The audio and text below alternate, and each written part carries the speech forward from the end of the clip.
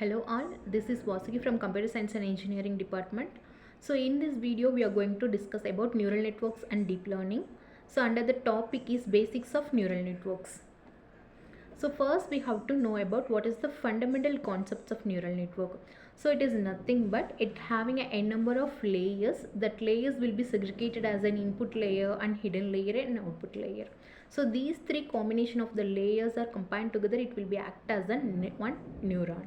Okay, so each and every data will be processed through the neuron. These neurons here also called as an artificial neurons, because we already know what is biological neuron, so that is purely depends on the human brain related things. So the same thing will be incorporated to the machine, which means a computer or any electronic module. So which means we have to update the neurons as an artificial neurons. So that's why it's called as an artificial neuron. So it is differ from the human neurons. Okay, the neural network is a type of machine learning model and inspired by the human brain.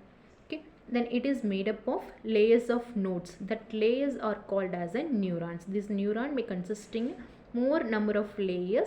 So it should contain at least one input layer and n number of hidden layer and one output layer.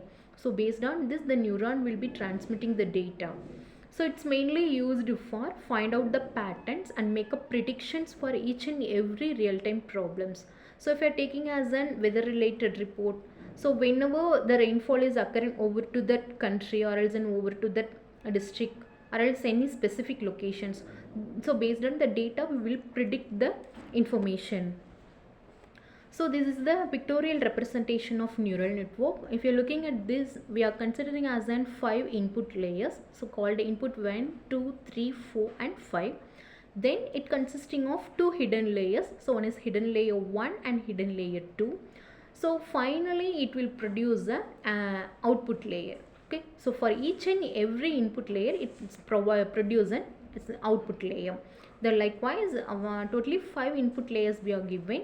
So in between the n number of hidden layers are there, and finally what are the types of input layer count I am provided, that output layer will be received at the end.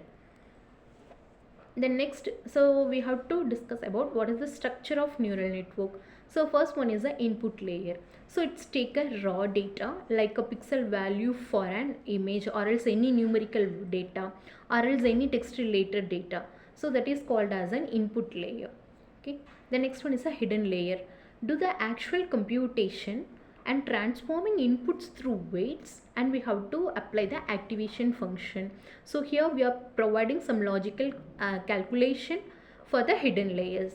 That result will be moving on to the next layer, that is called as an output layer. So it produces the final result like called as an classes or else any label related values or else any probability statistical related report. So this is the final output. So this is the structure of the neural network. So now we have to know what is the neurons. So this in neuron, each neuron receives the input from the input layer. Then it applies weights and bias and pass the result to the activation function. So this is mathematically represented as an output which is equal to activation function. This activation function may be classified into n number of types, so that we will discuss in the next slide. Then based on the problem we are applying the activation function, then we have to multiply the weight dot input and we have to sum the bias value. So finally we can get the output value of each and every neuron. The next one is we have to know about what is bias and what is weights. So how it will be applied for each and every neuron. So when now the neuron is basically classified into two types. So one is the active neurons and another one is the dead neurons. So active neurons is nothing but whenever we are applying some input or it will performing some operations over to that neuron. So that is called as an active neurons. So we have to know about what is the dead neurons. So in Lee's case, whenever we are providing the input as an 2 highest value or else any 2 minimal value, means the neurons they cannot perform any logical operations, like we cannot apply any active functions. Okay, Okay, so that time it is considered as an dead neurons. So dead neurons does not pass the result to the next layer of output layer, so which means we cannot fetch the exact output from dead neurons. So whenever neurons present in active manner, so then only we have to process the entire prediction values. The next one is the weights and bias. So weights, so it is represent the strength of the connection between the each and every neurons. So these weights may be considered as an W1, W2, W3. So these are the variable values. We can assign the numerical values like 0.1, 0.12. Like this we can assign the weight values for each and every neurons. The next one is the bias. So allow shifting of active function to better fit the data. So that is called as a bias value. Whenever we are performing a computational task, bias value is throughout the solution, it is considered as a constant value called 1. Okay, so that is called as a bias. So its variably it is called as an B1, B2. Likewise, we can assign the bias value while we are performing the computational task. So these are all the learned during the training data. So this is the exact example for weights and bias. So first diagram, that A diagram represents the human neurons. So it is consisting of axons, nucleus and cell body and decline values. So if you're looking at then B, so that is called as an artificial neuron. So B diagram represent as an artificial neuron. So here it's consisting of 4 inputs. Then each and every input we have to apply the weight value. Then we have to apply the linear operation, so which means summation operation. We are applying the activation function.